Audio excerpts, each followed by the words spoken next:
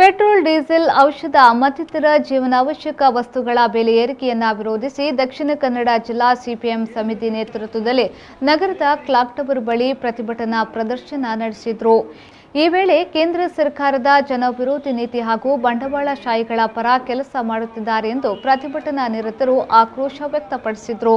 ಇಡೀ ನಮ್ಮ ಸಂಪತ್ತು, ನೆಲ, ಜನ ಮಾತೆಲ್ಲ ಶ್ರೀಮಂತ ವರ್ಗಗಳು ಬಂಡವಾಳಶಾಹಿ ನಕಲಿಗೆ ಕಾರ್ಪೊರೇಟ್ ಸಂಸ್ಥೆಗೆ ಅನುಕೂಲ ಆಗ್ತಿನ ಈ ನೀತಿ ಕಣಿದರೆ ಮಾರ್ಕ್ಸ್ವಾದಿ ಕಮ್ಯುನಿಸ್ಟ್ ಪಕ್ಷ ಈ ಬೆಲೆ ಏರಿಕೆಯ ವಿರುದ್ಧವಾದ ಜನ ಜಾಗೃತಿ ಮಾಡ್ಕೊಳ ಮುಖಾಂತರ ಜನಗಳಿಗೆ ಅರ್ಥ ಮಾಡ್ಕೊಳ ಮುಖಾಂತರ ಆ ರೀತಿ ಸೆಂಟ್ರಲ್ ಎಕ್ಸೈಸ್ ಡ್ಯೂಟಿ ಬಂದ್ರ ಒಂದು ಸುಲಿಗೆ ಮಾಡ್ಕೊಳ್ಳೋದಿನ ಪದ್ಧತಿಯ ಮುಖಾಂತರ ಲಕ್ಷಾಂತರ ರೂಪಾಯಿ ಜನಕನ್ನ ಸಂಪಾದನೆ ಕಾಸನ್ನು ಲೂಟಿ ಮಾಡ್ತಾರೆ. ನೆತ್ತ ವಿರುದ್ಧ ಜಾಗೃತಿ ಮಾಡ್ಬಿಡು, ಆಂದೋಲನ ಮಾಡ್ಬಿಡು.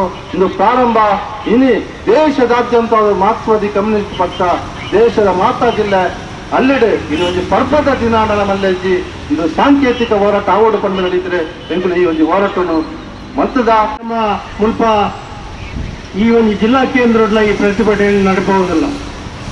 ಮುರಣಿ ಮಾರ್ಚ್ 21 ತಾರೀಕಿಗೆ ಈ ದೇಶದ ಸುಮಾರು 50 ಕೋಟಿ ಕಾರ್ಮಿಕರು ಸರ್ಕಾರದ ಕಾರ್ಮಿಕ ವಿರೋಧಿ ನೀತಿ ಬೆಲೆ ಏರಿಕೆಯ ವಿರುದ್ಧವಾದ ಭಾರಿ ಮಲ್ಲ ರೀತಿಯ ಮುಷ್ಕರ ಬಂದೆ ಅಂಡ ಸರ್ಕಾರಗೂ ಅವೆಲ್ಲ ಇನ್ನು ಲೆಕ್ಕೋಗಿಜ್ಜಿ.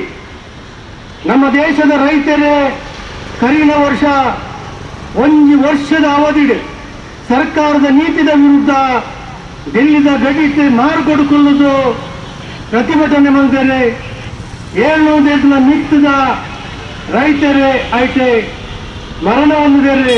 ಈ ವೇಳೆ ಸಿಪಿಐ ಮುಖಂಡರಾದ ಬಾಲಕೃಷ್ಣ, ಯಾದವ್ ಶೆಟ್ಟಿ, ಇಮ್ತಿಯಾಜ್, ಸುನಿಲ್ ಕುಮಾರ್ ಬಚಾಲ್ ಸೇರಿದಂತೆ ಮೊದಲಾದವರು ಪ್ರತಿಭಟನೆಯಲ್ಲಿ ಪಾಲ್ಗೊಂಡಿದ್ದರು.